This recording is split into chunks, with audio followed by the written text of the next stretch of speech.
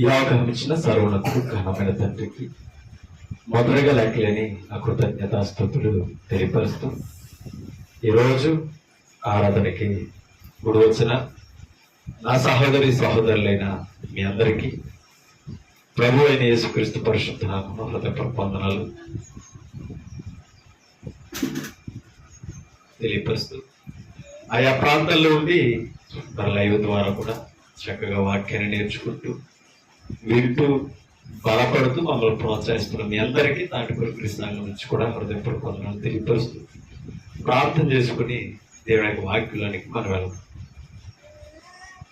సర్వ సృష్టికర్త, సర్వంతర్యామి, సర్వ ఆశీర్వాదాలకు మూలమైన తండ్రి, మీ సంకల్పం ద్వారా మమ్మల్ని పిలిచి మీ ప్రియకుమారుని ద్వారా రక్షించి పరిశుద్ధులుగా మీ రాజ్యంలో మమ్మల్ని నుంచి ఆత్మతోనూ సత్యముతోనూ మిమ్మల్ని ఆరాధించే ధన్యత భాగ్యాలు మాకు ఇచ్చినందుకు స్తోత్రం. మరి తండ్రి, ఈరోజు ఆత్మతోనూ సత్యముతోనూ మిమ్మల్ని ఆరాధిస్తుండగా మీ కృప భాగ్యము మా అందరికి ప్రసాదించమని వేడుకుంటాం. మీ సహాయ సహకారాన్ని అందించండి. మరి మీ వాక్యంలోకి వెళుతుండగా మీ వాక్యాన్ని చెప్పగలిగిన సామర్థ్యాన్ని, జ్ఞానాన్ని, ఆత్మీయ వివేచనను మాకు ప్రసాదించండి. ముఖ్యంగా మీ వాక్యాన్ని అంటున్న ప్రతి ఒక్కరిని జ్ఞాపకం చేసుకుంటారు. విడిచేవి గ్రహించే హృదయాలు ప్రతి ఒక్కరికి ప్రసాదించండి. మీ వాక్యానికి విలువిచ్చే మనసులో తెచ్చారు. ఎంతోమంది వాక్యాన్ని గుర్తించక, గ్రహించక, పరిశోధన చేయక, ఏదైనా పర్లేదు, ఏదైనా ఒకటే అని సర్దుకుపోయే పరిస్థితుల్లో ఇవాళ మేము ఉన్నాం. మరి క్రైస్తవం యొక్క గొప్పతనాన్ని క్రైస్తవులమైన మేమే తెలుసుకుని తండ్రి, మా లోపాలన్నీ సరిదిద్దుకుని విడిచిపెట్టుకుని వాక్యానుసారంగా మిమ్మల్ని ఆరాధించి మీ యథార్థమైన మార్గంలో భక్తులు మేము ముందు కొనసాగే అవకాశాలు దయచేయమని, ఈరోజు విలువైన సంగతులు మాకు నేర్పించమని, కాపాడమని, ఆయా ప్రాంతాల మీ వాక్యాన్ని వింటూ మరి తండ్రి ఆత్మీయంగా బలపడుతున్న సహోదరులందరినీ జ్ఞాపకం చేసుకుంటూ, ముఖ్యముగా తండ్రి అందరూ క్రీస్తు సంఘం యొక్క సత్యాన్ని తెలుసుకొని మరి లోకాన్ని, ముఖ్యంగా ఆ సత్యాన్ని, అబద్ధ బోధనను విడిచిపెట్టి మరి తండ్రి వారున్న ప్రాంతాల్లోనే మరి క్రీస్తు సంఘానికి వెళ్ళి ఆరాధించగలిగిన స్థితిని ప్రతి ఒక్కరికి దయచేయమని, నిత్యరాజ్యానికి వారసులుగా మేము ఉండాలని గుర్తించే భాగ్యాలు ఇవ్వమని యేసుక్రీస్తు పరిశుద్ధమైన నామమును బట్టి ఈ ప్రార్థన సమర్పించి వేడుకున్నామా కన్న తండ్రి, ఆమేన్. విలువైన దేవుని సంగతులు పరిశుద్ధ గ్రంథము నుంచి మనం నేర్చుకుంటాం. చెప్పే ప్రతి మాట మీద కూడా మీరందరూ మనసు ఉంచాలని కోరుతున్నాను. ఎన్నో మాటలు దైవ గ్రంథంలో మనకు ఉన్నాయి.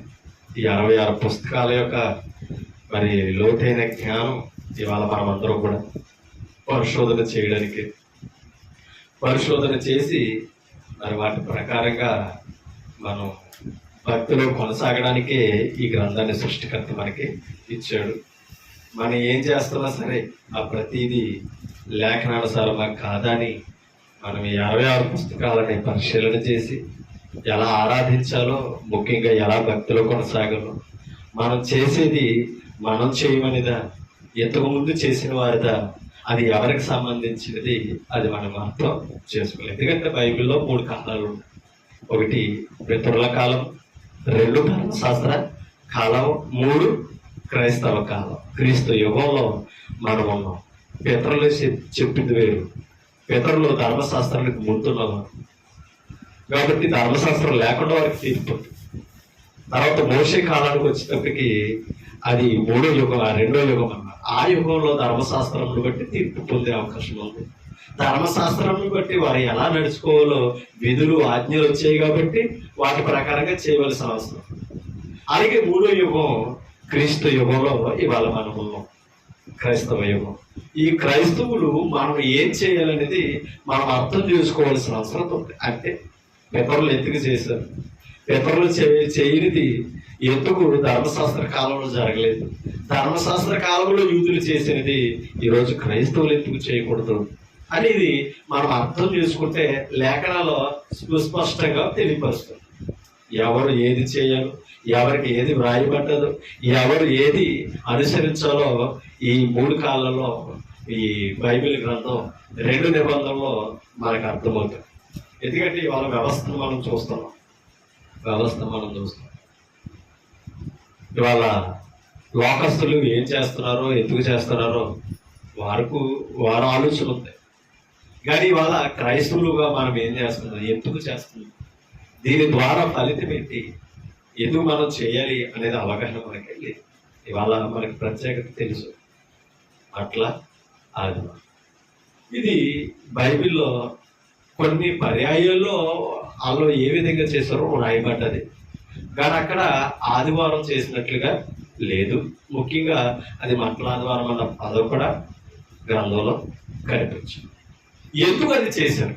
ఓకే, ఇవాళ మనం చేయొచ్చలేదు పక్కన పెడతాం.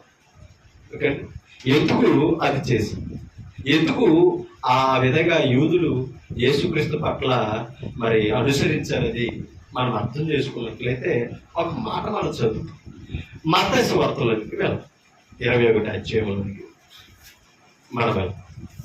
మత్తయి సువార్త 21వ అధ్యాయంలో ఒక మాట మనకి కనబడుతుంది. అంశం రాసుకుని పలక రాసుకుంది. దావీదు కుమారునికి జయము అంశం ఇవాళ చూడండి. 21వ అధ్యాయం 9వ వచనాన్ని ఒకసారి మనం చదువు. జన సమూహములలో ఆయనకు ముందు వెళ్ళుచుండిన వారును వెనుక వచ్చుచుండిన వారును. ఎవరట? జన సమూహంలో ఆయన ముందు వెళ్తున్నవారు ఉన్నారట, వెనకాల ఉన్నవారు ఉన్నారట. జన సమూహం అన్నాడు. అందుకని వారందరూ చూడండి, దావీదు కుమారునికి జయము. ఎవరికి జయమంట? దావీదు కుమారునికి జయము.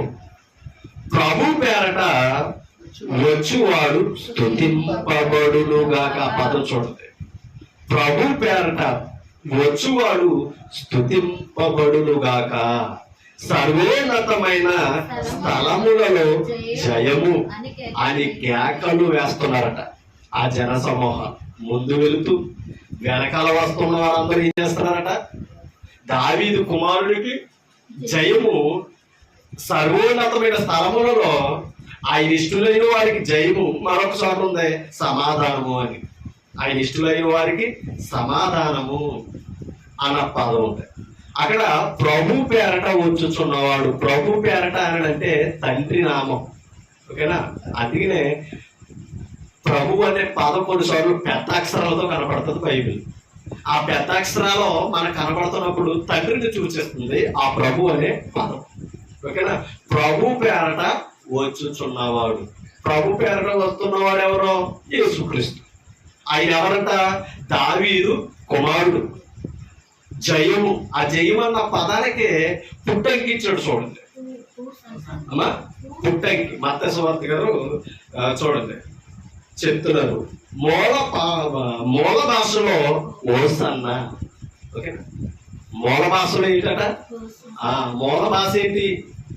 ఆదిమ భాష. ఏదా భాష? హెబ్రూ భాష. అంతేనా? మా యూదుల భాష ఏంటి?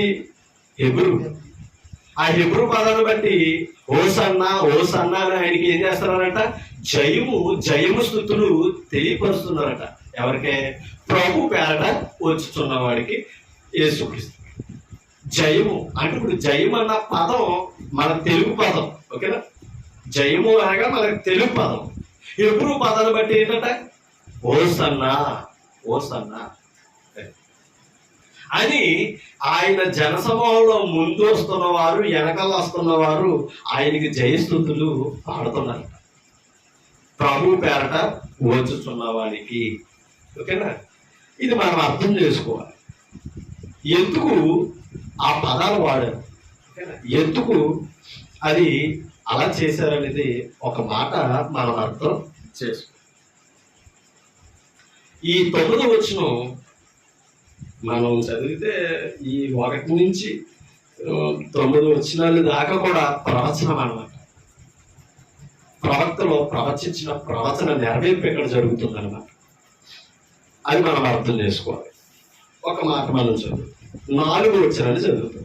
4వ వచనం, ప్రవక్త వలన చెప్పబడినది నెరవేరినట్లు ఇది జరిగను. ఈయన రాస్తున్నాడు కదా, దావీదు కుమారుడికి జయము, ఓసన్న, ప్రభు పేరట వచ్చుచున్నవాడు స్తుతింపబడులుగా కన్నా పదాలు ఇలా వాడుతున్నారు కదా. ఎవరు వీరంటే ఇప్పుడు ఆదివారపు క్రైస్తవులు కాదు, ఎవరు వారు? యూదులు. ఓకేనా? యూదులు, ఇశ్రాయేలీయులు జనసమూహంలో ఆ పదాన్ని యేసుక్రీస్తు ఉన్నప్పుడు మాట్లాడుతున్న పదాలు. చూడండి, ప్రవక్త చెప్పబడినది, ప్రవక్త వలన చెప్పబడినది అంటే ఇలా జరగాలని ఒక ప్రవక్త ప్రవచించాడట. అర్థమైందండి? ప్రవక్త వలన చెప్పబడినది నెరవేరునట్లు ఇది జరిగను. అప్పుడు ఇది జరిగిన అన్నాడు కదా, ఏం జరిగిందో చెప్తున్నాడు.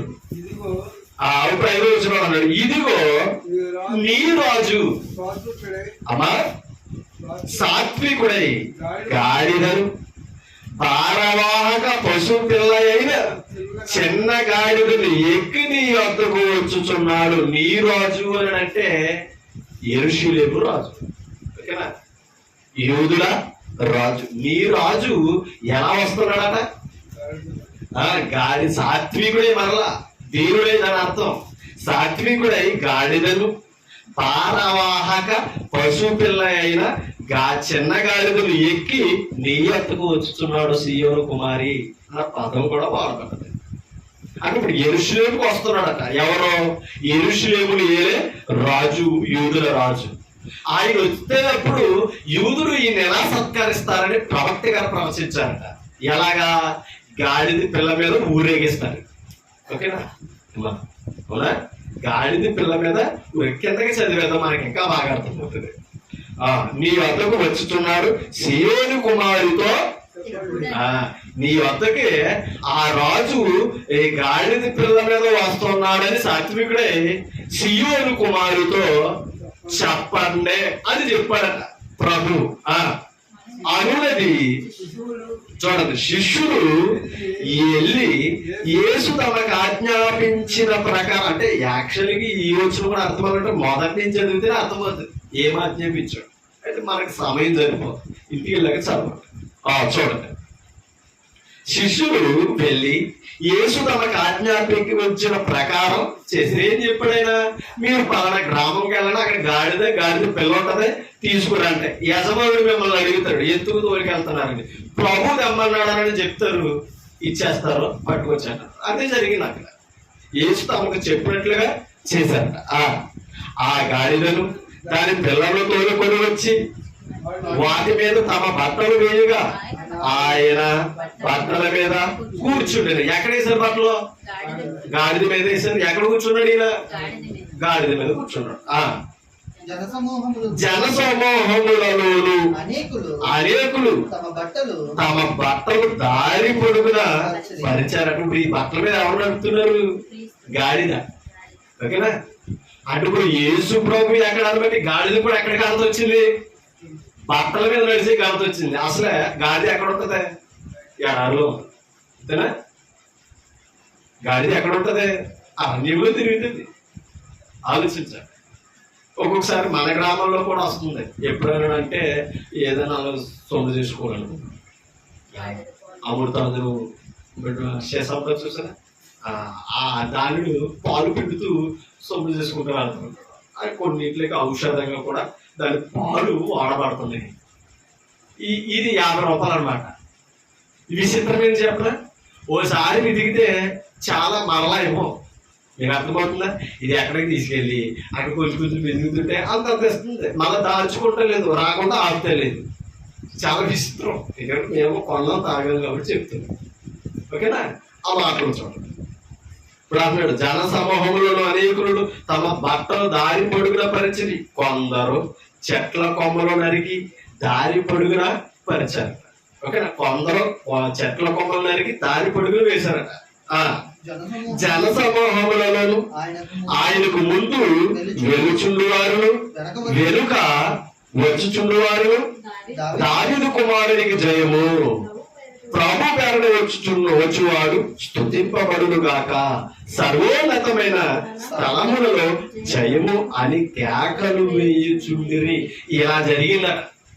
ఓకేనా? యూదులు ఆయన యేసుప్రభుని గాడిద పిల్ల మీద ఊరేగిస్తూ జయోత్సవం అలా చెప్తున్నారంట. ఎలాగా? ఇదిగో నీ రాజు వస్తున్నాడు, యూదుల రాజు వస్తున్నాడు. నీకు అర్థమవుతుందా? ఆయన్ని స్తుతించండి, ఓసన్న ఆయనకి జయం చెప్పండి అని ఆ పదాలు వాడుతూ యేసును సత్కరిస్తున్నారు. ఇది ఇంతకీ ఎందుకు జరుగుతున్నదట? 4వ వచనంలో చదువు, ఒక ప్రవక్త ద్వారా ప్రవచించబడ్డది. అది నెరవేరడానికి యూదులు ఇలా చేస్తున్నారు. మరి ఏ ప్రవచనం ఉందో అయితే ప్రవచింపబడదు, అవన్నీ యేసుక్రీస్తులో ఏమవ్వాలి? నెరవేర్చబడాలి. నెరవేర్చబడితేనే ఆయనకి మహిమ. అంతే కదా? సర్వోన్నతమైన స్థలములలో ఆయన ఇష్టలు అయిన వారికి ఏమున్నది అన్నాడు? మహిమ ఉన్నది అన్నాడు, జయం అన్నాడు, సమాధానం అన్నాడు. ఒక మాట, ఎవర ప్రవక్త? జకరియా గ్రంథం 9:9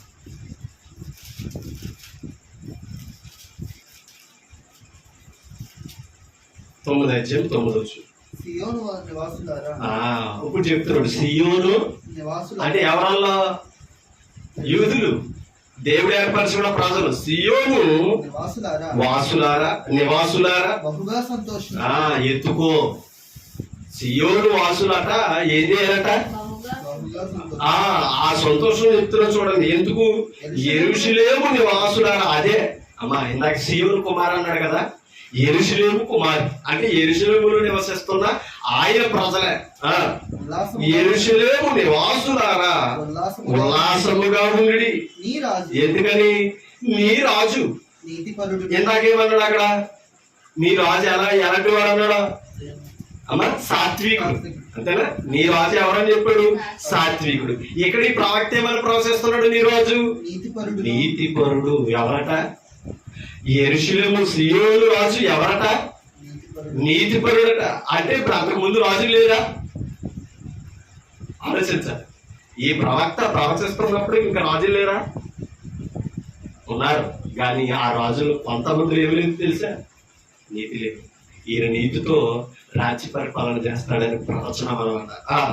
నీ రాజు నీతిపరుడును, రక్షణ గలవాడును, దీనుడునే, గాడిద పిల్లని ఎక్కి నీ వద్దకు వచ్చుచున్నాడో.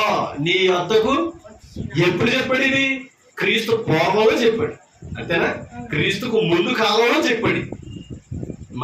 మలాకి మత్తయికి మధ్యన 400 ఏళ్ళు బైబిల్ సైలెంట్ అయ్యి, అవునా? అంతకు ముందే ప్రవచించాడట. ఎవరు? జకరియా ప్రవక్తగా. నీ యొద్దకు నీ రాజు ఎలా రాబోతున్నాడు అని ఆ ప్రవచనం నెరవేర్పు కొరకు మత్తయి వార్త 21వ వచనంలో యూదులు ఆయనకి చేస్తారు. ప్రవచనం అది నెరవేరాలి వారి ద్వారా, క్రైస్తవుల ద్వారా కాదు. ఆలోచించాలి. క్రైస్తవుల ద్వారా కాదు. ఎవరి ద్వారా నెరవేర్చబడాలి? యూదుల ద్వారా నెరవేర్చబడాలి. అందుకే వాడు ఆ జయోత్సవం ఆయనకి చెప్పారు. ఆలోచించాలి. గాడిద పిల్లలు ఎక్కి నీ యొద్దకు సియోను రాజు రాబోతున్నాడు. యెరూషలేము కుమారి, సియోను నివాసులారా అన్నాడా లేదా? ఇప్పుడు యెరూషలేము మందే, సియోను వాసులమా మనం? మనకు సంబంధం ఏమున్నదండి? ఇది ఎవరు చేయాలి? ఆనాడు ఆ ప్రవక్త చెప్పినట్టు ఇశ్రాయేలు ఆయనకు చేయాలి. అది నెరవేరింది. మనకు సంబంధించింది కాదు. పోనీ ఓకే, ఎవరు చేశారు? యేసుక్రీస్తు ఉండగా ఇశ్రాయేలు, యూదులు, జనసమూహాలు చేశారు. ఓకే, ఇప్పుడు ఆయనతో తిరిగిన వారు 12 మంది అపోస్తలులు ఉన్నారుగా. అవునా కదా? వారు చూశారు కదా. ఇంకా చెప్పాలంటే ఆ గాడిద పిల్లలు తోలుకొచ్చింది ఎవరు? వారే కదా. ఇప్పుడు 12 మందే కదా సంఘాలు కట్టారు. ఆదిమ కాలంలో సంఘాలు కట్టినది క్రీస్తు నామమున వారు కాదా? అనేక ఆత్మలను స్వార్థ ద్వారా రక్షించినది వారు కాదా? ప్రభు మార్గంలోకి నడిపించిన 12 మంది కాదా? చెప్పాలి మీరు. అవునా కదా? మరి ఆ 12 మంది ఎక్కడైనా ప్రకటించారా? ఏమని? మేము క్రీస్తుండగా ఈ ఘనకార్యం చేస్తూ యూదులు ఎలా చేశారు, ఇది సంవత్సరానికి ఒకసారి చేయాలని ఎక్కడని చెప్పారా? ఆలోచిద్దాం. వారు చేశారు, ఇశ్రాయేలు చేశారు. బైబిల్ గ్రంథంలో ఉంది. లేదని అంటారా? మనం చదువుతున్నాం. ఉందా లేదా? అది చెయ్యాలన్నట్టుగా మరలా ఆయనకి చేసిన అపోస్తలుడు ఎక్కడ దానిని ప్రకటన చేయలేదు. అది స్వార్థగా తీసుకురాలా? ఆలోచించాలి. ఇదేంటండి యేసుక్రీస్తుకే కదా జయం. వేడి క్రీస్తున్నాడా? నువ్వు తిరుగు, వీధుల్లో తిరుగు, యెరూషలేము వీధుల్లో తిరిగారాల్లో. ఇప్పుడు నీ గ్రామంలో నువ్వు తిరుగు, నీకు వీధులు ఉన్నాయి కదా, అవునా కదా, తిరుగు. గాడిద పిల్లలు తీసుకు ఉన్నదా గాడి పిల్లలు అంతే కదా. నువ్వు చేయాలనుకున్నప్పుడు ఎలా చేయాలి? లేకుండా ఎలా ఉందో అలాగే చేయాలి. మాట్లాడుకుని తిరిగితే కాదు, గాడిదని ఎక్కి ఊరేగించి అప్పుడు మా చెట్ల కొమ్మలన్నీ దారి పడుకుని వేశారు. ఇక్కడ చూద్దాం. ఇవన్నీ చేసి యేసుకి ఓసన్న జయోత్సవం పలికారండి. అంటే తన అర్థం ఏంటి తెలుసు? ఓసన్నారని అంటే యూదుల రాజు రాబోతున్నాడు, రక్షణ గలవాడు సాత్వికుడై వస్తున్నాడు, రక్షణ వస్తుందని చెప్పారండి వాళ్ళు. అది దాని అర్థం. ఆ రక్షకుడు వచ్చినప్పుడు ఎలా సత్కరించాలంట ఆయన్ని ఆలోచించాలి. చాలా అద్భుతమైన పాఠం అండి ఇది. కానీ ఈ వాతావరణం చేస్తున్నాం. యేసు ప్రభు లేడు మన దగ్గర, గాడిద లేదు మన దగ్గర. ఏం చేస్తున్నాం? ఇవాళ ఊరికిందని లేదా అమ్మా? మనకి సంబంధం ఏమున్నదండి? మనం క్రైస్తవులు, ఇశ్రాయేలుడు కాదు. అది నువ్వులు నేను నెరవేర్చమని అపోస్తలులు ఎక్కడా చెప్పలేదు. వాడి తర్వాత ఎక్కడా కూడా సంఘకాలంలో చేయలేదు. అది ఆలోచించాలి. యేసుక్రీస్తు ఉన్నప్పుడే జరిగింది అది. యేసుక్రీస్తు అక్కడికి వెళ్ళి సర్వసృష్టి సువార్త ప్రకటించమన్నప్పుడు ఆ సువార్త ప్రకటనలో ఎక్కడ దీన్ని బయటికి తీయాలి. అంటే అప్పటికి అది అవసరం, అలా చేయాలంటే జరిగిపోయిందంటే ప్రవర్తన నెరవేర్చడం అయిపోయింది. అలా చేయవలసిన పనేమి లేదు. ఆలోచించాలి. సిలువు మరణం కూడా అక్కడతో అయిపోయింది. సిలువుని గురించిన వార్త చాటాలి, సిలువు విసుగు తిరుగుతూ కాదు. ఆలోచించాలి. ఎలా చెప్తుంటే చాలా మంది బాధపడుతున్నారు. బాధ కాదు, మనం చేస్తున్నాం, బైబిల్లో ఉందని చేస్తున్నాం. అది జరిగిపోయింది, మనం చేయవలసింది కాదు. మనం చేయవలసింది సువార్త ప్రకటన. నువ్వు వెళ్ళి సంఘంతో వెళ్తావా? వీళ్ళు సువార్త చేయి, తప్పేముంది అన్నాడు కదా కదా. వెళ్ళి సువార్త చేయి. ఆ సంఘాన్ని తీసుకునేళ్ళు, పిల్లల్ని తీసుకునేళ్ళు, చెప్పు. జయం అనేది నువ్వు మాట్లాడి తిరిగితే రాదు. సువార్త ప్రకటిస్తే, సువార్త వ్యాపిస్తే క్రీస్తుకు జయం, ఆయన నామానికి మహిమ.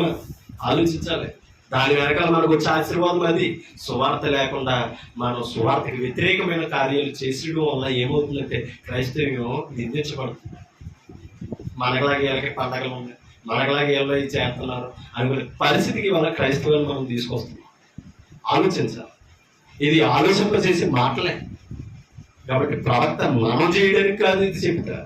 ఇశ్రాయేలీయులు ఆ రోజు యెరూషలేముకి ఆ రాజు వస్తున్నప్పుడు ఆయనని కనపరచాలని కనపరచాలి. నువ్వు చెప్పనా? అప్పుడు గాడిద మీద ఆయన ఊరేగించారు. అర్థమైందా? ఆ గాడిద స్థానంలో మనం ఉన్నాం ఇవాళ, తెలుసా? ఆ గాడిద స్థానంలో ఎవరున్నారు తెలుసా? మనం ఉన్నాం. ఇప్పుడు ఇందాక పదం గాడిద పిల్లని ఎక్కిస్తున్నప్పుడు అన్నాడు నీ రాజు నీతిపరుడు సాత్వికుడు అని చెప్పాడు కదా. మరలా గాడిదలు భారవాహక పిల్లైన చిన్న గాడిద ఎక్కువ వస్తున్నాడు అన్నాడా? భారవాహక ఏంటి అంటే ఇప్పుడు గాడిద అనేది దేన్ని మోస్తుంది? భారాన్ని మోసేది. అసలు ఇసుకూడదు, ఎంత బరువే లాకెళ్తమే దానిపైన, అవునే కదా. భారవాహక పశుపిల్ల. ఇప్పుడు అర్థం చేసుకుంటే ఇప్పుడు దాని అర్థం ఆ గాడిద ప్రభు అని మోసిందండి. నువ్వు చెప్పరా? అసలు ఆ గాడిద ప్రభువుని మోసినందుకు గాడిద కూడా గాడిద వచ్చింది. మామూలుగా దాని మీద వస్త్రం వేసి వాళ్ళు ఎవరైనా ఉంటారా? బట్టలు వేసారు ఏమా, అది అసలు ఎక్కడ బ్రతుకుతుందో చూస్తారా? అది వీధుల్లో ప్రభువును ఊరేగిస్తుంటే దారి పొడుగున వస్త్రాలు పరిచారంటే ఆ ప్రభువుని బట్టి ఆ గాడిదకి వచ్చింది ఘనత. ఆలోచించారా? ఒక మాట కొరింథీ పత్రికలోకి వెళ్ళాలి. కొరింథీ పత్రికలోకి మనం ఓకే, మనకు అర్థమైందా? మత్తయి సువార్త 21వ అధ్యాయంలో ఇది ఎందుకు యేసుక్రీస్తుకి చేస్తున్నారు అర్థమైందా? ఎవరు ప్రవచించారు? జకరియా గారు, ప్రవక్త గారు ప్రవచించారు కనుక అది నెరవేరుతుంది. ఒకసారి కొరింథీ పత్రికలోకి ఒక మాట మీకు చూపిస్తాను. 9వ అధ్యాయం మొదలు కొరింథీ తీసారా? 16 వచ్చిన చదువు. ఎవరు? నేను అంటే అపోస్తలుడైన పౌలు ఏం ప్రకటిస్తున్నాడట? సువార్తను ప్రకటించుచున్నాను. నాకు అతిశయ కారణము లేదు. అంటే కొంతమందికి ఏముంది, ఆల్రెడీ నేను చెప్పుకోవాలంటే మనం కూడా దాంట్లో ఉన్నాం. నాకులాగా ఎవరో చెప్పరు.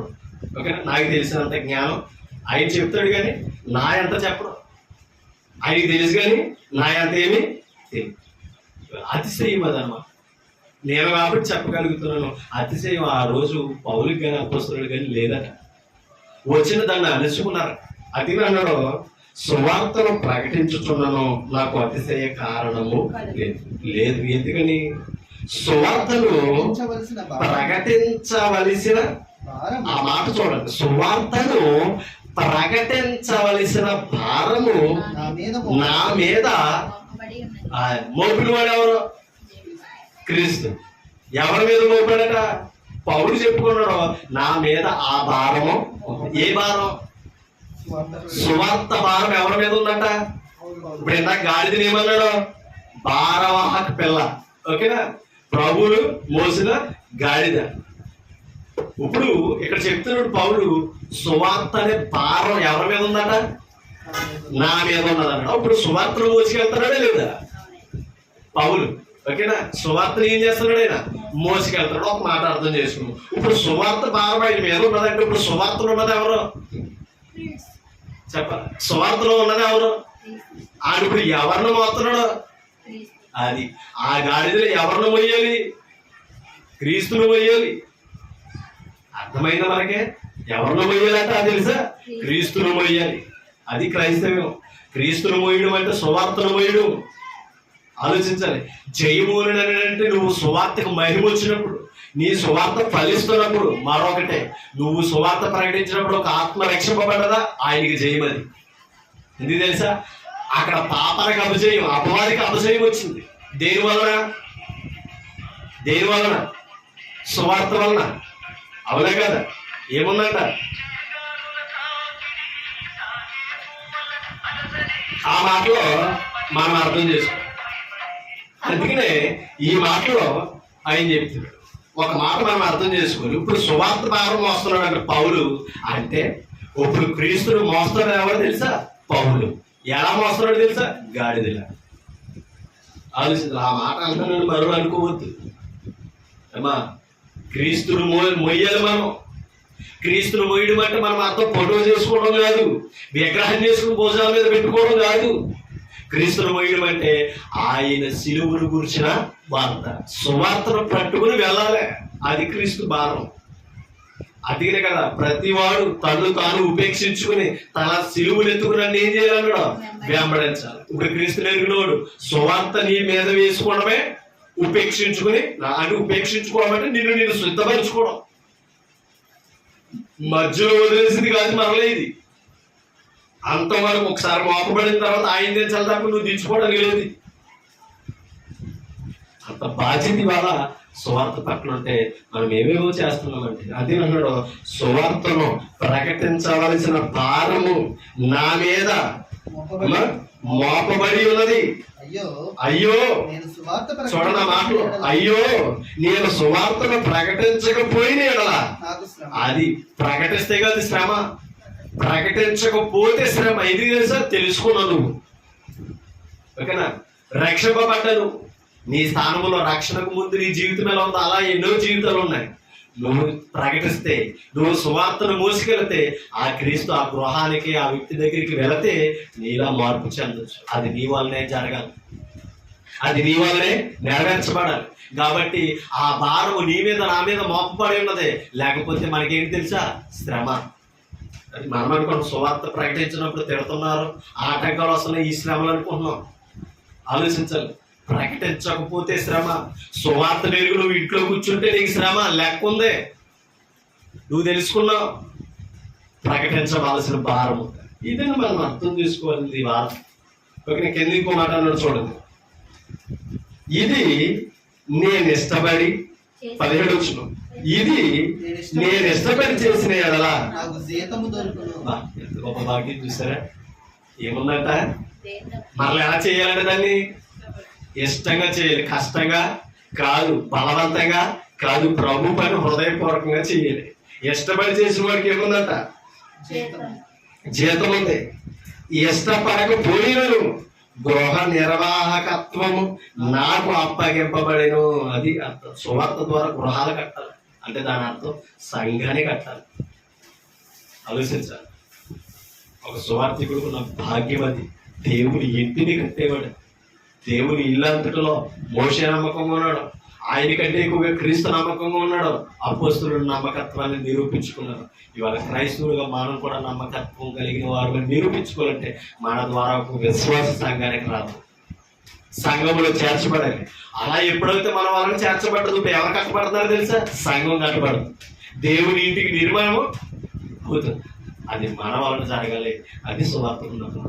ఓకేనా? ఇప్పుడు సువార్త భారం మన మీద ఉంది. ఓకేనా? ఇప్పుడు ఈ సువార్త భారం మనకు ఉన్నది కదా, సువార్త భారం మోస్తున్నాం కదా. ఇప్పుడు మోసుకెళ్లే కాడకల్లో ఇప్పుడు యేసుక్రీస్తుని తీసుకెళ్తున్నాం అంటే యేసుతో పాటు మనకేముంది? ఘనత ఉంది. ఓకేనా? ఇప్పుడు యేసుక్రీస్తు నాడు ఊరేగించారన్నారు కదా, ఈ రోజు మనము ఊరేగిందామని అన్నారు కదా. చూడండి ఎలా ఊరేగించాం. మీకు మాట చూపిస్తాను.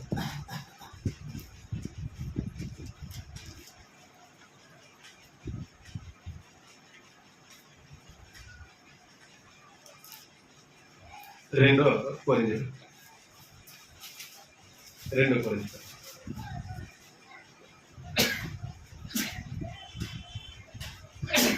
తీసారా? రెండో కొరింథీ పత్రిక 2 అధ్యాయం చూడండి. ఆ మాట 14 వచ్చిన చదువు. మా ద్వారా ప్రతి స్థలమందు క్రీస్తుని గూర్చిన జ్ఞానము యొక్క సువాసనను ఎలా కనుపరుస్తున్నారట? ఎలాగా? క్రీస్తుని గూర్చిన జ్ఞానం వలన సువాసనను కనుపరుచుచు ఆయన యందు మమ్మును ఎల్లప్పుడూ చూడండి విజయోత్సవముతో ఊరేగించుచున్న దేవునికి స్తోత్రం. ఊరేగిస్తున్నది ఎవరట? మనం యేసును ఊరేగించడం కాదు, సువార్త పట్టుకెళ్తుంటే మనల్ని ఆయన ఊరేగిస్తున్నాడట. అర్థమైందా? మనం ఊరేగడం కాదు, మాట్లాడుకుని సువార్త అట్టుకెళ్తే నిన్నే ఊరేగిస్తున్నాడు. సువార్త వలన జయోత్సవం వస్తుందట. అది దావీదు కుమారుడికి జయమని అంటే రక్షణ గలవాడు, రక్షణ తీసుకొచ్చినప్పుడు జయము. ఆలోచించాలి. ఇప్పుడు ఆల్రెడీ మనం రక్షణలో ఉన్నాం, రక్షింపబడ్డాం కాబట్టి మనకేం కావాలి? నీకు అర్థమవుతుంది? ఇప్పుడు మనం జయం ఇవ్వాలి. ఆ జయం ఎలా వస్తుందట? ఆ జయం ఎలా వస్తుందట? సువార్త ద్వారా. సువార్తను ప్రకటిస్తుంటే సువార్త అనే సువాసన వెదజల్లాలంటే సమాజంలో. ఎందుకంటే మరణపు వాసనలో ఉన్న లోకం. అవునా? ఇప్పుడు జీవపు వాసన వెళ్ళాలట, అది సువార్త ద్వారా, వాక్యం ద్వారా వెళ్తుంది. అది నువ్వు నేను తీసుకెళ్తుంటే ఊరేగించుడు ఆయన. అర్థమైందమ్మా? మన మీద ఆయన ఊరేగుతున్నాడట. ఆయన ఊరేగించే కొద్ది జయోత్సవం మనల్ని ఊరేగిస్తున్నాడట. ఎంత గొప్ప భాగ్యం అండి. ఈ సువార్తని క్రీస్తును పక్కనెట్టేసి ఇవాళ క్రీస్తు లేడు, సువార్త లేదు, మాట్లాడుకుని తిరుగుతాం. అవునా? చెట్లట్టుకుని తిరుగుతున్నాం. ఆలోచించాలండి. ఇవాళ ఎవరిని నిందిస్తలేదు. నేను చేశారు కదండి, ఉన్నది కదండి. యోధులు చేశారు, నేను చేయమని చెప్పలా, నన్ను చేయమని చెప్పలా. మనం క్రైస్తవులు, మనం చేయవలసిన పని లేదు. మనం మోయవలసింది సువార్త. ఓకేనా? మనం పట్టుకోవాల్సింది ఏం తెలుసా? సువార్త క్రియలని, సత్క్రియలను పట్టుకోవాలి. అది ఆత్మఫలాలు అన్నాడు చూసారా? అవి పట్టుకుని తిరగాలి. చెట్టు నువ్వు అవ్వాలి. అవునా కదా? మనం తీగలు. అవునా? ఆయన ఎవరో? ద్రాక్ష వల్లి. తీగలు నువ్వు అనాలంటే, నువ్వు కనబడాలంటే ఏం చేయాలి? ఫలాలు ఉండాలి. సత్క్రియలు అనే ఫలాలు ఉండాలి. ఆత్మ ఫలాలు నీలో కనిపించాలి.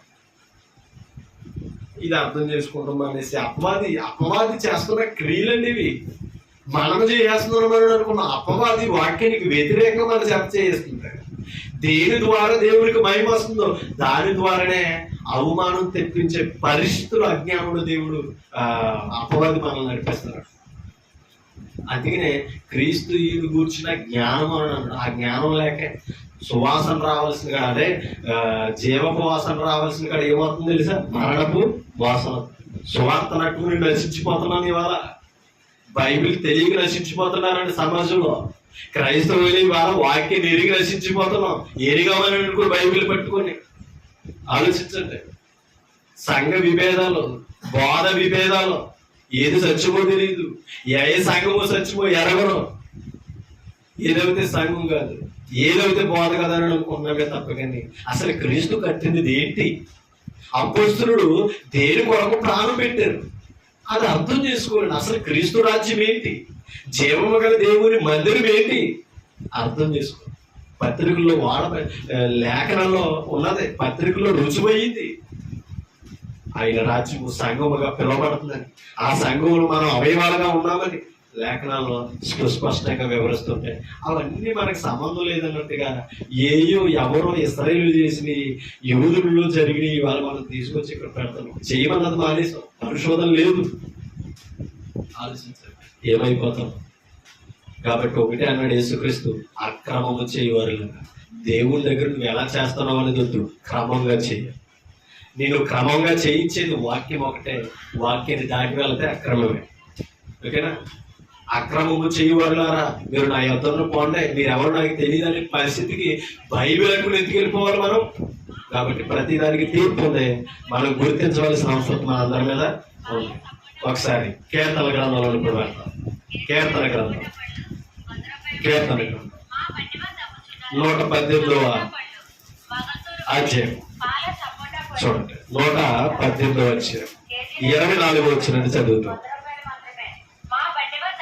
118వ అధ్యాయం చూడండి.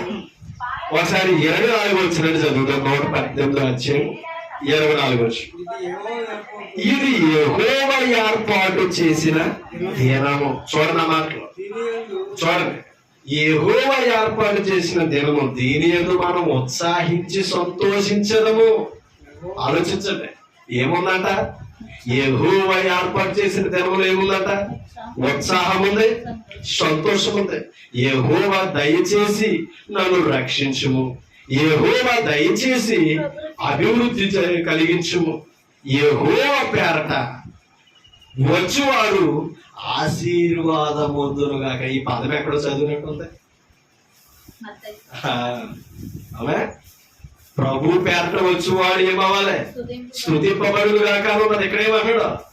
ప్రభు పేరట, యెహోవా పేరట అంటే అక్కడ ప్రభు ఎవరు ఇప్పుడు అర్థమైందే ఏమా? అక్కడ యెహోవా తండ్రి, ప్రభు పేరట అంటే తండ్రి నామాన్ని వస్తున్నాడు అనమాట. నువ్వు నేను ఎవరి నామాన్ని ఉన్నావు అర్థం చేసుకో. క్రీస్తుకే నామం ఉంది, క్రీస్తుకే అడ్రస్ ఉంది. మరి క్రైస్తవుడికి లేదు అడ్రస్. ఎవరి నామాన్ని ఉన్నావు నువ్వు? ఎవరి నామాన్ని స్థాపించిన సంఘంలో ఉన్నావు?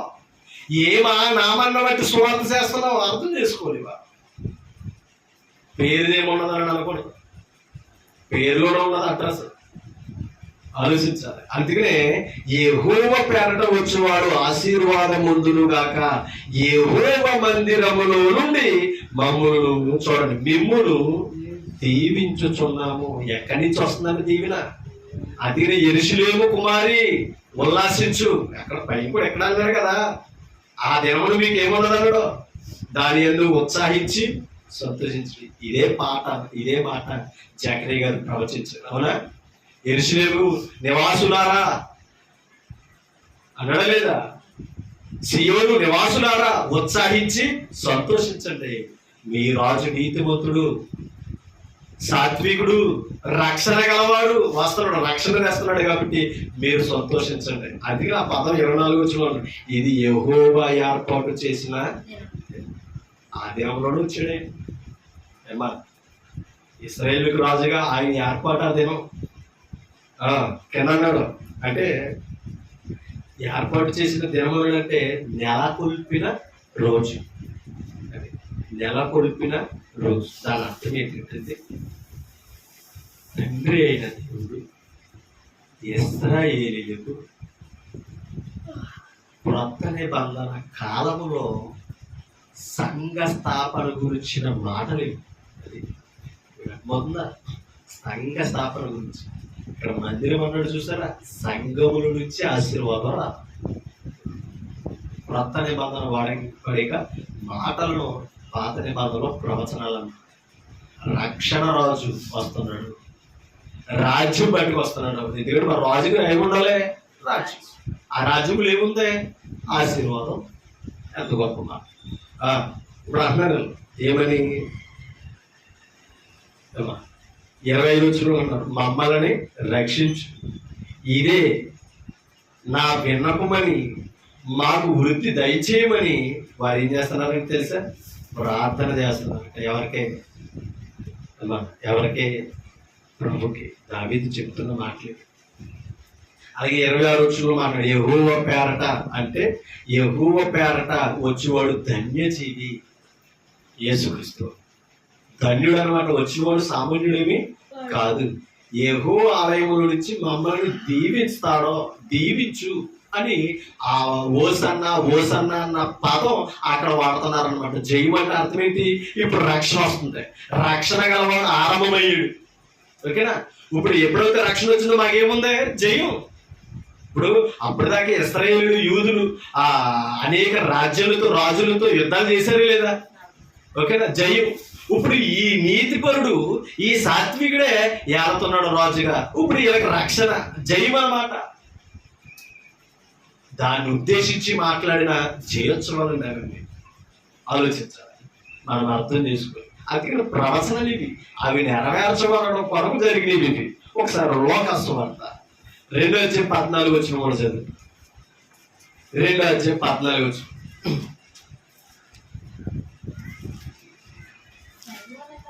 సర్వోన్నతమైన స్థలములలో దేవునికి ఏముందట? మహిమ. సర్వోన్నతమైన స్థలములలో దేవునికి మహిమయు.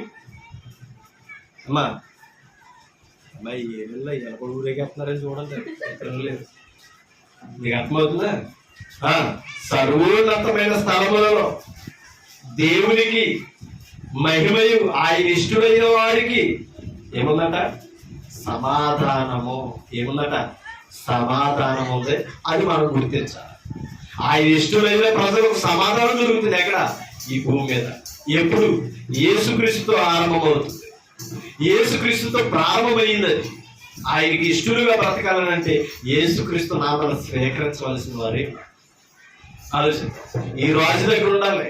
ఆ రాజ్యంలో ఉంటేనే అది మనకు అర్థమవుతుంది. అందుకనే ఆ మాటలో చెప్పాడు. ఏమని అన్నాడు? సర్వోన్నతమైన స్థలంలో అంటే దాని అర్థం పరమ స్థలాలు. ఓకేనా? పరమ ప్రభు వస్తున్నాడు. వచ్చేవాడు సామాన్యుడేమి కాదు, పరలోకరాజు రాజు. ఆయన ఎక్కడున్నాడు? అక్కడ ఆ స్థలం ఏంటి తెలుసా? సర్వోత్తమమైన స్థలం. అది అక్కడ పరలోక ప్రాప్తించే భాగ్యం. ప్రతి క్రీస్తు సంఘానికి వెళ్ళాలి. క్రీస్తు సంఘానికి క్రీస్తు ఏమైనాడు? శిరసయ్యుడు. ఆ సంఘము పరలోకానికి ప్రతిబింబం. అక్కడ పరలోకపు గవి దొరుకుతుంది, పరలోకపు రక్షణ దొరుకుతుంది. అంత భాగ్యం వాళ్ళ ఇక్కడ క్రీస్తు నామంలో దొరుకుతుంటే ఈ వాళ్ళ మనకి అర్థం కావాలి. ఆ స్థలం ఎక్కడ ఉన్నది? ఆ రాజు ఎవరు? ఆ రాజ్యం ఇంటూ వెతికే పరిస్థితి లేదండి. మీకేమైనా అర్థమవుతుందా? అది అన్నాడు, సర్వోన్నతమైన స్థలములలో దేవునికి మహిమ, భూమి మీద మనుషులకు సమాధానం. అంటే దేవుని మంచి సంకల్పం గురించి చెప్తున్న మాటని మరొక మాట చదువుతాం. మత్తయి సువార్త 23:39. మత్తయి సువార్త 23:39.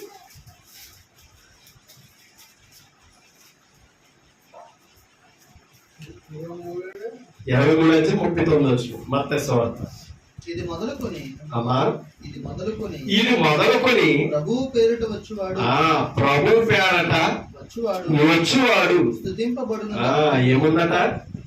స్తుతి. ప్రభు పేరట వచ్చేవాడు ఏమవ్వాలి? స్తుతించబడాలి. ఎవరి ద్వారా అంటే ఇశ్రాయేలు రాజ్యము ద్వారా. ఇశ్రాయేలు ద్వారా వచ్చేవాడికి స్తుతి చెప్పాలి. మీకు అర్థమవుతుంది? ఎవరు? ఆ సాత్వికుడైన రాజు, రక్షణ గల రాజు, ఓసన్న రాజు ఏమవ్వాలి తెలుసా? స్తుతించబడాలి. ఎవరిని స్తుతించాలి? క్రీస్తును స్తుతించాలి. అసలు క్రీస్తు దేవుడు కాదంటారు కొంతమంది, క్రీస్తు ఆరాధికుడు కాదంటారు కొంతమంది. క్రీస్తు ఆరాధికుడు అండి. ఆలోచించాలి. తండ్రిని ఎలా ఆరాధించాలో కుమారుడు కూడా ఆరాధించాలి. ఆరాధనకు పాత్రుడైన అది మనకు అర్థం కావాలి. తండ్రితో పాటు ఆరాధనకు పాత్రుడైన, ఆరాధించబడుతున్నాడు ఆయన. తండ్రి ఎక్కడ ఉన్నాడు అక్కడ కుమారుడు ఉన్నాడు, కుమారుడు ఎక్కడ ఉన్నాడు అక్కడ పరిశుద్ధాత్ముడు ఉన్నాడు. అదే వారు ముగ్గురిని కలిగినది దేవత్వం, అది ప్రకటించేది, అది ధరించేది సంఘం. ఆలోచించాలి. ముగ్గురు వేరుగా లేరండి అని అర్థం. ఒకటై ఉన్నారంటే కొంతమంది ఏమన్నారంటే త్రిత్వం అన్నాడు. అంతేనా? ముగ్గురు ఒకటంటే ఏమనుకున్నారు? దేవత్వంలో ఒకటై ఉన్నారని అర్థం చేసుకుంటారా? త్రిత్వం, తండ్రి కుమారుడు, కుమారుడే పరిశుద్ధాత్ముడు, పరిశుద్ధాత్ముడే తండ్రి, తండ్రి కుమారుడిగా వచ్చాడని ఇవాళ తప్పింపులు చేస్తున్నారు. పోతారు. తండ్రి ఉన్నాడు, కుమారుడు ఉన్నాడు, పరిశుద్ధాత్ముడు, ముగ్గురు వేరై ఉన్నారు, సేమ్ టైం ఒక్కటై ఉన్నారు. దేవత్వం యొక్క గొప్పతనం అది. ముగ్గురు వ్యక్తులు ఉన్నారు కానీ ఒక్కటై ఉన్నారు. తండ్రి సంకల్పంలో ఏకీవించున్నారు, పనుల్లో వేరుగా కనబడుతున్నారు. తండ్రి చిత్తాన్ని నెరవేర్చడానికి కుమారుడే వచ్చాడు, తండ్రి కుమారుడిగా రాలా. ఆయన చిత్తాన్ని నెరవేర్చి వెళ్ళిపోయిన తర్వాత మరలా ఆయనే పరిశుద్ధాత్ముడిగా ఆదరణకర్తగా రాలా. ఆదరణకర్త వచ్చాడు, క్రీస్తు పంపేస్తే ఆయన నామం. అది ప్రభు పేట వచ్చేవాడు స్తుతింపబడును గాక మీరు చెప్పు వరకు. చూడండి, నన్ను చూడరని మీతో చెప్పుచున్నాను, అలా మీరు చెప్పు వరకు. అంటే అలా ఆయన చెప్పడం అంటే అర్థం ఏంటి? ఆ స్థుతులు కలిగిన రోజున ఆయన ఎవరో ఆ మహిమ పొందిన రోజున మీకు అర్థమవుతుంది. ఎందుకంటే మరి తృణీకరిస్తున్నారు కదా ఎవరిని? యేసుక్రీస్తుని యూదులు ఏం చేశారు? తృణీకరించారు. రాజుగా అంగీకరించలా. అసలు శిలువు మీద చేసిన నేరం ఏంటి? యూదుల రాజుగా పిలవబడాడని పై విలాసం రాశారు. అది దేశద్రోహిగా. అంటే మాకు ఏ రోజు ఉన్నాడు ఈయన రాజు ఏంటి? ఈయన రాజు అర్హుడు కాదని ఆయన ఏం చేశారంటే సిలువ ఇచ్చి, సిలువు మీద పై విలాసం రాయించి యూదులకు కనబడేలాగా ఆయన సిలువ వేశారు. ఆలోచించారు. అప్పుడు ఆయన మహిమ వచ్చింది, జయం వచ్చింది. సిలువ మరణానికి జయం. ఎవరినైతే ఓడాలో, ఎవరినైతే ఓడించాలో, ఎవరినైతే జయించాలో ఆ సిలువ మరణం ద్వారా వాడిని ఎదిరించాడు. ఆ సిలువలో అపవాదిని బంధించాడు, మరణానికి విముక్తి ఇచ్చాడు, జీవమును వెలుగులోనికి తెచ్చాడు, జీవం ప్రాప్తించే భాగ్యాన్ని ఇచ్చాడు. అదేంటి రక్షణ గలవాడంటే. అంత గొప్ప రాజును తృణీకరిస్తున్నారండి వాళ్ళకి క్రైస్తవులు కూడా. అప్పుడు జరిగిందని ఇప్పటికే వేలనగా చేస్తున్నారండి. మనం కాని మనకు సంబంధం లేనిది చేస్తే అది వాక్యానికి వ్యతిరేకమే, అవహేళనది. చెప్పింది చేయి చాలు. పౌలు అంటాడు సువార్త భారం మా మీద ఉన్నదని అన్నాడు. దాన్ని ప్రకటించవలసిన భారం మా మీద మోపబడి ఉన్నదన్నాడు. అంటే ఇప్పుడు అపోస్తలుడు పౌలుడు ఎక్కడ బోధలో మరుగు లేదు, వ్యతిరేకత లేదు. మరి మనలో ఎందుకు వచ్చిందంటే ఇవాళ మనుషులు బోధనలో నుంచి వచ్చు, మనుషులు సంఘ నియమాలలో నుంచి పుట్టుకొచ్చిన విధులు ఇవన్నీ.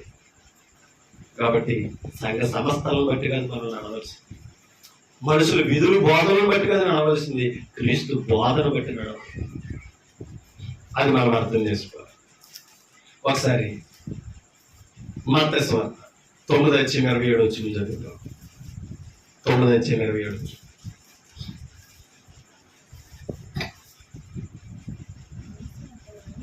అలా 9:27.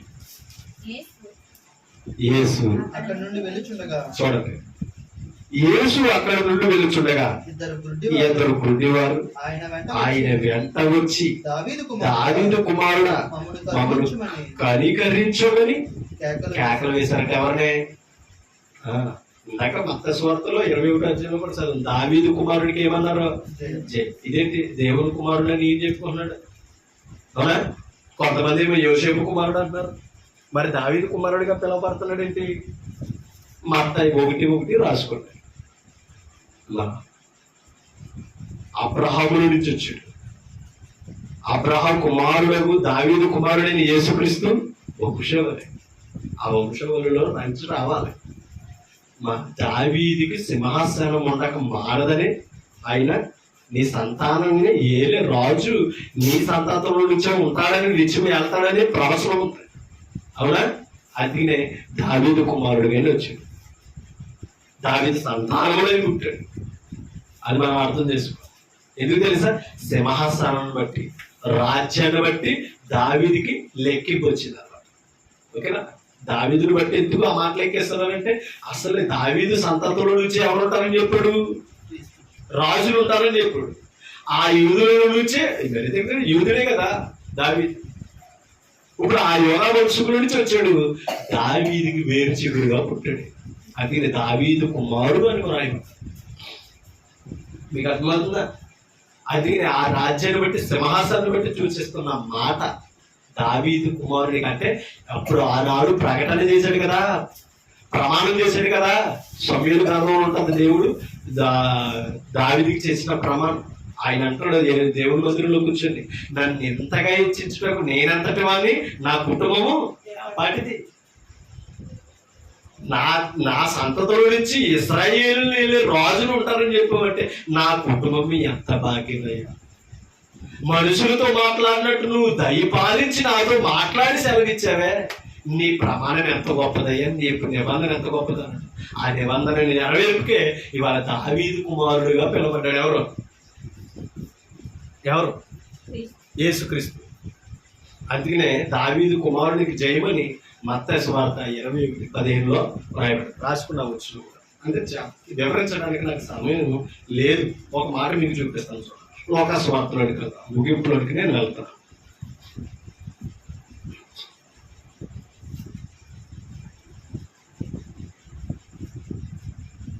తీసారు లోకా సువార్త 19వ అధ్యాయం 37 వచ్చిన లోకా సువార్త 19వ అధ్యాయం 37 వచ్చిన 37 నుంచి 38 వచ్చిన రాసుకున్నాం. చదువుదాం ఆ మాట. ఒలీవల కొండ నుండి దిగుచోటికి ఆయన సమీపించుచున్నప్పుడు, ఎవరో? యేసుక్రీస్తు. శిష్యులు సమూహమంతయు సంతోషించుచు, ప్రభు పేరట వచ్చు రాజు. అవునా? ఇందాక దావీదు కుమారుడు అన్నాడు, ప్రభు పేరట వచ్చుచున్నవాడు అని అన్నాడు. ఇక్కడ ప్రభు పేరట వచ్చు రాజు స్తుతింపబడును గాక. చూడండి, పరలోకమందు సమాధానమును. ఇందాక మాట్లాడలేదట మత్తయి సువార్త. అవునా? పరలోకమందు ఏమున్నదట? సమాధానమును. సర్వోన్నతమైన స్థలములు అంటే పరమ స్థలములలో మహిమయు ఉండును గాక. ఎవరిని బట్టి? ఈ రాజును బట్టి. అర్థమైందా? సమాధానము, మహిమ. ఈయన ద్వారానే తండ్రికి మహిమ. ఆలోచించాలి. ఈయనను బట్టే ఆ సర్వోన్నతమైన స్థలములో ఆయన ఇష్టమైన వారికి సమాధానం ప్రాప్తిస్తుంది. కాబట్టి ఆయన ఎక్కడ ఉండడం, అక్కడ ఉన్న ప్రజలకు ఏముందో తెలుసా? సమాధానం. అది అర్థం చేసుకో. అందుకనే వస్తున్నవాడు సామాన్యుడు కాదంటే ఎవరట? రాజు, సియోను రాజు. మరొక మాట చదువుతాం. అంటే ఒక మాట అర్థం చేసుకో. యేసుక్రీస్తు అంతటి వాడు ఎవరి నామాన్ని వచ్చాడని చెప్పుకున్నాడు? అవునా? తండ్రి నామాన్న వచ్చాడు. ఇప్పుడు మరలా అపోస్తులుడు కూడా ఏమన్నాడు? నా నామమున పంపుతున్నాను అని చెప్పాడు. ఓకేనా? అంటే అపోస్తులుడు కూడా ఏముంది? నామం, క్రీస్తు నామం. అది తండ్రి నామాన్ని కుమారుడు వచ్చాడు, కుమారుని నామాన్న అపోస్తులుడు పంపబడ్డారు. ఓకేనా? ఇప్పుడు అదే నామములు మనము కలిగి ఉండాలి. ఆలోచించాలి. నామం లేకుండా వచ్చిన వాడు కాదైనా, ప్రభు పేరట వచ్చాడు ఆయన. మరి మనం ఎవరి పేరు మీద ఉన్నాం? మనం ఎవరి పేరు మీద సువార్త చేస్తున్నాం? ఎవరి పేరు మీద విశ్వాసాన్ని కొనసాగిస్తున్నాం? అర్థమవుతుందా? మరి ఆ పేరు నువ్వు వెళ్ళే రాజ్యానికి ధరింపజేసావా? క్రీస్తు రాజ్యం అని చెప్పుకోవడం కాదు, నేను క్రీస్తు వాడిని చెప్పుకోవడం కాదు. క్రీస్తు సంఘం అని పిలవబడుతున్నావా? క్రీస్తు సంఘములో ఆరాధన వాక్యానుసారంగా నువ్వు ఉంటున్నావా? ఆలోచించు. ఇది పక్కనెట్టి ఇది చేస్తాం, ఇది సంతోషం. మరి తేలిక అవునంటారు కదంటారా? మరి అలా వాక్యానుసారంగా, క్రీస్తు సంఘానుసారంగా, లేఖనానుసారంగా ఆరాధన చేయాలంటే అది ఎంతో పరిశోధన. అది చేసి ఓపిక. ఆలోచించు. యోహాను సువార్త 12వ అధ్యాయం. యోహాను సువార్త 12వ అధ్యాయం 13 నుంచి 15 వచనాలు రాసుకోండి. చదువుతాం. ఖర్జూరపు మట్టలు పట్టుకుని ఇందాక చట్టం చెట్లు కొమ్మలను ఇప్పుడు ఏ మట్టలు పట్టుకున్నారు క్లారిటీ ఇచ్చాడే లేదా? ఖర్జూరపు మట్టలు మనమే పట్టుకుంటున్నాం. ఏదో తినండి కాయ అలాగే ఉంటారు కదా అని అంటారా? అలాగే ఉంది కదా అడ్జస్ట్మెంట్ చేసుకోవడానికి. ఖర్జూరపు మట్టలు పట్టుకుని తిరిగారు. ఎవరు తిరిగారు? పోనీ ఆదిమ సంఘంలో ఎవరైనా తిరిగారా? తిరిగారు కదండి, పట్టుకుని తిరిగారు కదా. పోనీ మాకు ఇక్కడ ఖర్జూరం లేవు కాబట్టి మట్టలు అన్నీ తిరుగుతున్నాం. అది పెద్దకాయ, ఇది సన్నకాయలా, అది ఆకు ఇది ఆకు ఒకలాగే ఉంటారు. తిరుగు తప్పేముంటుంది. నేను తిరగమన్నావు ఎవరు? ప్రభు తిరగమన్నాడా? ప్రభు నామమున స్వార్థ ప్రకటించడానికి వచ్చిన అపొస్తలులు తిరిగారా? వారు ఆదిమ సంఘంలో ఉన్న వారిని తిరగమన్నారా? అపొస్తలుల బోధనలో మనం ఉండాలి కదా, వారి బోధన అనుసరించమన్నాడు కదా. వాళ్ళ బోధనలు లేనిది నీకెందుకు వచ్చింది బాధ? మనకి ఎక్కడి నుంచి వచ్చింది బోధ? కాబట్టి మనం చేయమన్నదే చేయవలసింది. ఇది సువార్త ప్రకటించు. అంత భారం నీ మీద ఉంటే అది పక్కనెట్టేసి నీ సంతోషంతో తిరుగుతావా? మనకు నచ్చింది తిరుగుతావా? ఆలోచించండి. అది వాక్యానుసారం కానప్పుడు అది పాపం అవుతుంది. కాబట్టి ఎవరో చేశారు, మనం చేయలేదు కాదు. చేసే ముందు అది ఎందుకు జరిగింది, ఇప్పుడు ఎందుకు జరుగుతుంది, అది మనం చేయొచ్చా, అది లేఖనానుసారమా కాదనేది కొంచెం ఆలోచించుకుంటే మనం చేసే ద్వారా క్రీస్తుకు మహిమ తేగలను. దాని ద్వారా మనకి రక్షణ ఉంటుంది. అంతే తప్ప లేఖనాల్లో ఉందా కాదని చేసేయకూడదు. మీకు అర్థమవుతుందా? ఇంకో మాట చూపించినా ఎంత విచిత్రంగా ఉంటుందో. వివేకానంద ఒక మాట మీకు చూపిస్తాను. వివేకానంద 23 అధ్యాయంలో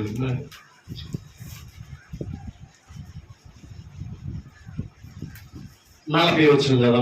వివేకానంద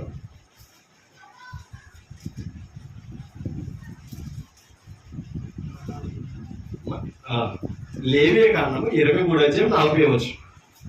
23:40. మొదటి దినమున ఏ పండ్లంట? అప్పుడు యెహోవా దగ్గరకు వచ్చినప్పటికి ఆయన ఏర్పరిచిన ఆ పండగకి ఎలా ఉండాలో, అంటే పర్ణశాలల పండగ అన్నమాట. అది ఆయన పర్ణశాలలు దాచేటంత వరకు ఆ దబ్బ పండ్లను ఏమట్లంట ఇక్కడ ఉన్నదండి.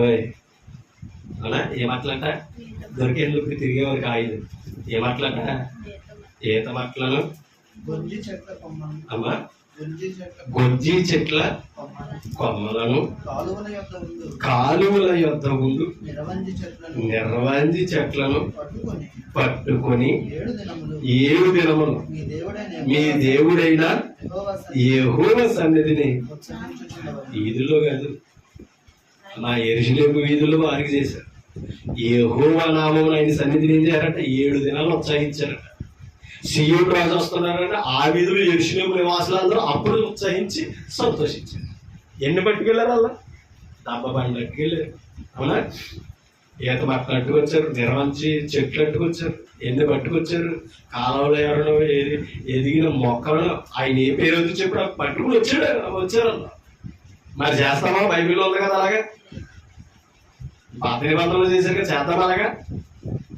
మనకు అవసరం కాదు. అలా అర్థం చేసుకోలేదు. మరి ఇక్కడ ఎలా చేశారు కదా అనేసి మనకు ఎలా శాతం పెట్టుకుని అలా చేశారు. ఎక్కడ మత్తయి సువార్త 21 అధ్యాయంలో ఇలా ఉంది కదా. లేవికాండం వాళ్ళ లేఖనాలు చదవలేదా? అలాగే ధర్మశాస్త్రం తెలియదా? తెలుసు కదా. అలా చేయాలని ఉన్నదా? దాని ప్రవర్తన ఎలా ప్రవర్తించాడో అలాగే చేశారు. అలాగే చేశారు. అలా చెయ్యాలకి ఆ సత్కారం యూదులు చెయ్యాలని అలా ఆ రాజును ఆహ్వానించాలి. రాజుల గ్రంథం ఒక మాట చెప్పి మన ముగింపులోని గ్రంథం 2వ రాజుల గ్రంథం 9వ అధ్యాయం 13 వచ్చు.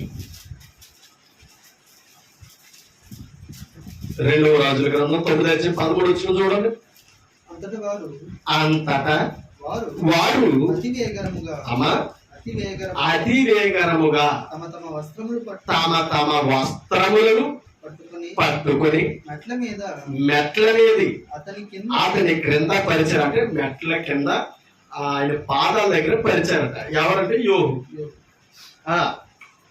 చూడండి పరిచర్య బాకా ఊదించి బాగా ఊదించి యెహూ యోగు రాజై రాజయ్య ఉన్నాడని చాటించి ఇప్పుడు అక్కడ ఎందుకు కేకలేసారు చెప్పండి ఇప్పుడు మరి రాజయ్యడని ఆ రాజుకి ఆయన పాదాల దగ్గర ఆ మెట్ల కింద ఏం చేశారట తమ తమ వస్త్రాలు పరిచి అమ్మా పొట్టేళ్ళు కొమ్మూది బాగా ఊది చేయమని ఏమని ప్రకటన చేస్తున్నారట ఇశ్రాయేలు అందరికి యెహూ రాజై ఉన్నాడు. యోగు రాజయ్య ఉన్నాడో అర్థమైందా అంటే ఎవరైనా ఇశ్రాయేలు రాజుగా ఉంటే ప్రకటన జరగాలి ఇప్పుడు ఆయన యెరూషలేము వేదులు ఎందుకు ఊరేగించారంటే ఈయన యూదుల రాజని తెలియాలి ఓకేనా అర్థమైందమ్మా మాట ఇప్పుడు ఆ కేకలే ఆ బాకనాదాలు అన్నమాట ప్రవచనపు నెరవేర్పులు ఏంటి మనం ఎందుకు చేస్తున్నాం యూదుల రాజు నువ్వు చెప్తే సరిపోదా ఆలోచించ క్రైస్తవులకి సమస్తాన్ని ఏలుతున్న రాజు క్రీస్తు అంతే సరిపోదా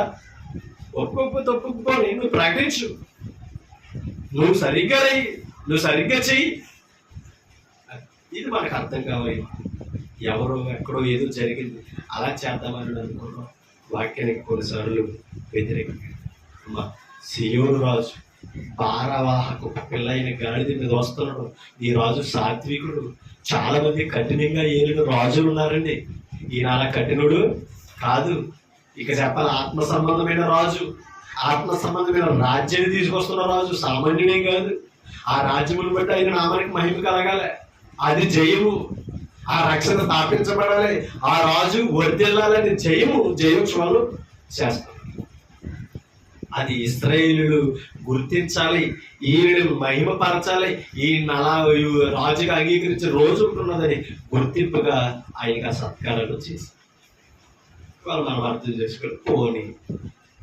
గాడిద మీద వస్త్రాలు పరిచారు కదా మరి ఈ గాడిదకున్న వస్త్రాలు ఏంటి ఇలాగ చెప్పుకున్నాం కదా ఆ గాడిద స్థానంలో ఎవరున్నారు అనుకున్నాం క్రైస్తవులు ఓకేనా స్వార్థ భారం మోసేవారు క్రీస్తు మోసినప్పుడు గాడిది ఇప్పుడు క్రీస్తు సువార్తను ఆయన మాటలను మోస్తుంది ఈ క్రైస్తవులు మరి గాడిది అర్థమైందా అంటే దాని అర్థం గాడిదతో మనం పోల్చుకోవాలంటే ఒక పశువులుగా అదండి భారం అది గాడిది విసుగు పోకుండా ఎంత భారాన్ని మోస్తుందో ఇవాళ క్రైస్తవుడు అంత భారాన్ని మోయాలి ఇప్పుడు మరి మన మీద పరిచిన వస్త్రాలు ఏవి అది మనకిచ్చిన వస్త్రాలు ఏది తెలుసా అది మళ్ళా మన పాదాలు ఎలాంటివి అన్నాడు సుందరం సువార్థమైన వలనైనా సిద్ధ మనసని జోడు కలిగిన పాదాలండి క్రీస్తు మార్గాల్లో నడుస్తున్న పాదాలండి సుందరమైన పాదాలు ఈ భాగ్యం మనకిస్తుంటే సువార్త ప్రకటిస్తుంటే దానికి కొద్ది పత్రికలు చదువు కదా జయోత్సవంతో మనల్ని ఏం చేస్తున్నాడంటే ఆయన ఊరేగిస్తున్నాడు ఇవాళ మన ద్వారా ఎక్కడ సువార్త వెళుతుంటే అక్కడ క్రీస్తు ఊరేగాలి మనము జయోత్సవము సువార్త వలన క్రీస్తుకి పలక అంతే తప్ప కానీ సువార్తను పక్కనెత్తి వాక్యాన్ని పక్కనెత్తి మనం ఎవరమో ఎందుకో ఏం చేయాలో అదంతా ఆలోచించకుండా ఏదో పండగ సంతోషంగా ఉన్నది కదా చేసేయడం వల్ల అది వాక్యానికి భిన్నంగా వ్యతిరేకంగా అది ఉన్నదని మనకు అర్థమవుతుంది ఒక్క మాట చదివి నేను ముగించేస్తాను అదే ఇందాక చదివిన యోహాను సువార్త 12 యోహాను సువార్త 12 13 వచ్చిన చదువు యోహాను సువార్త 12 13 బోధకుడని చూడండి 12 13 ఖర్జూరపు మట్టలు పట్టుకుని ఆయనను ఎదుర్కొనబోయి జయము ప్రభు పేరట వచ్చుచున్న ఇశ్రాయేలు అది ఇక్కడ ఎంత క్లారిటీగా చెప్పారో చూడండి ప్రభు పేరట వచ్చుచున్న ఇశ్రాయేలు రాజు స్తుతింపబడును గాక అని కేకలు వేసిరి సియోను కుమారి భయపడకము ఇదిగో నీ రాజు గాడిద పిల్ల మీద ఆసీనుడై వచ్చుచున్నాడు అని వ్రాయబడిన ప్రకారం యేసు ఒక చిన్న గాడిదను కనుగొని దాని మీద కూర్చుని ఆయన శిష్యులు ఈ మాటలో మొదట గ్రహింపలేదు గాని యేసు మహిమపరచబడినప్పుడు అవి ఆయనను గురించి వ్రాయబడిననియు వారాయనకు వాటిని చేసిననియు జ్ఞాపకమునకు తెచ్చుకొని లేఖనాలని జ్ఞాపకం చేసుకున్నారట. ఇదంతా ఎందుకు ఇనికి చేశారండి? అర్థమైందా? లేఖనాలు నెరవేర్పు కొరకు. అందుకని అంటాడు కదా, ఈ లోకసువార్త 24:44 వచ్చినప్పుడు ప్రవక్తల గ్రంథములలో, అవునా, మోసే ధర్మశాస్త్రంలోను కీర్తనలోను నన్ను గూర్చి వ్రాయబడినవన్నీ నెరవేరాలని ఉన్నది కదా. అవన్నీ నెరవేరినవని అప్పుడు అపొస్తలుడితో శిష్యులతో అక్కడ చెప్పడం అనేది జరుగుతుంది. నెరవేర్చబడితేనే మహిమ. ఓకేనా? అవి నెరవేర్చబడడానికి జరిగింది. కాబట్టి యూదుల రాజు సామాన్యుడేమి, ఆయన అంగీకరించబడాలి, ఆయన మహిమపరచబడాలి, తండ్రి నామాన్ని వచ్చాడని తెలియజేయబడడానికి ఆయన దావీదు కుమారుడికి జయము ఓసన్ననే పదం వాడారు. ఓసిన్న అంటే ఇవాళ ఏం చేశారు కొంతమంది, అదో శాఖ తీసుకుని ఓసన్న ప్రార్థన ముందుకు పెట్టారు.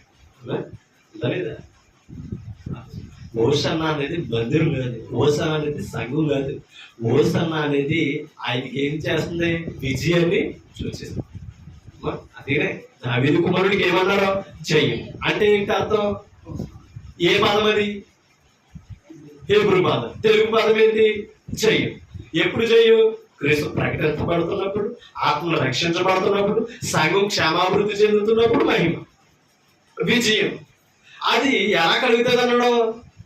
విశ్వాసం వలన కలుగు విజయమే మన విశ్వాసం అని చెప్పాడు యోహాను పత్రిక. కాబట్టి విశ్వాసము ద్వారా, సువార్త ప్రకటన ద్వారా సంఘ వ్యాప్తిలో మనం విజయం సాధించాలి తప్ప కానీ విజయం ఎవరి మీద? లోకం మీద, లోకాధికారి మీద మనకు విజయం కాదు. కాబట్టి విజయం అని చెప్పుకుంటున్నాం. అపవాది దగ్గర ఇంకా అపజయంలోనే మనకు అర్థం కాదు. కానీ చేతిలో బైబిల్ ఉంది తప్ప కానీ ఏం చేస్తున్నామో మనకు అర్థం కాదు. తెలుసు చేయడం మంచిది. అర్థమైనప్పుడు దావీదు కుమారుడికి జయములు ఎందుకు వాడారు? ఓసన్న పదం ఎందుకు వచ్చింది? ప్రవచనలు అవన్నీ నెరవేర్చబడడానికి వారు చేశారు. మనం చేయవలసింది కాదు, మనం చేస్తున్నది కాదు. ఆల్రెడీ మనం ఎలా చేస్తున్నాం? స్వార్థ రూపంలో క్రీస్తును మొయ్యడం ద్వారా ఆల్రెడీ జరిగిపోతున్నాయి. అది ప్రత్యేకంగా మరలా ఇంకో విధంగా వాళ్ళు చేశారు కదని చేయవలసిన పని మనకేమి లేదు. బొమ్మైన నువ్వే, పువ్వైన నువ్వే, అవునా కదా? మా పువ్వుతో పోల్చలేదా మనల్ని? తీగతో పోల్చలేదా మనల్ని? కొమ్మలతో పోల్చలేదా మనల్ని? అన్నీ మనమే. ఆఖరి గాడి మనమే. ఆలోచించాలి. ఇది భాగ్యం ఇవాళ సువార్త వలన మనకిచ్చాడు. ఏమా ఇంకో విషయం చెప్పనా? ఆ గాడిద కొప్పు పట్టుకున్న వస్త్రాలు వేసి, ఓకేనా? ఇక అర్థమైందా? ఇప్పుడు ఇవాళ సువార్త అనే క్రీస్తు జ్ఞానం అనే సువాసన మనం కలిగి ఉండాలి. పాపపు వాసన రాకుండా క్రీస్తుని మనం ధరించాలి. ఆయన ఎప్పుడైతే ధరించాడు మనలో ఏమైపోయింది? దుర్వాసన, మరణపు వాసన పోయింది, జీవపు వాసన. ఇది భాగ్యం మనకి వాళ్ళ వాక్యం ద్వారా, సువార్త ద్వారా దొరికితే, క్రీస్తు ద్వారా దొరికితే క్రైస్తవులకు మనం చేయవలసింది మానేసి యూదులా ఉందో, ఇశ్రాయేలులా చేద్దామనే పరిస్థితులు ఇవాళ కానీ లోకస్తులా ఉండకూడదు. వాక్యానుసారంగా చేయాలి, వాక్యానుసారంగా నడవాలండి. మరి లేఖను బట్టి మనం పరిశోధన చేస్తాం. అర్థమైందని ఇప్పుడు దగ్గర చెప్తుంది. కాబట్టి తెలుసుకొని చేయాలి తప్ప తెలుసుకోకుండా చేసేది కాదని నన్ను నేను హెచ్చరించుకుంటాను, మిమ్మల్ని హెచ్చరిస్తాను. ఓపిక మీ అందరికీ హృదయపూర్వకంగా తెలియజేస్తూ మాట్లాడటం ముగిస్తాను. Thank you.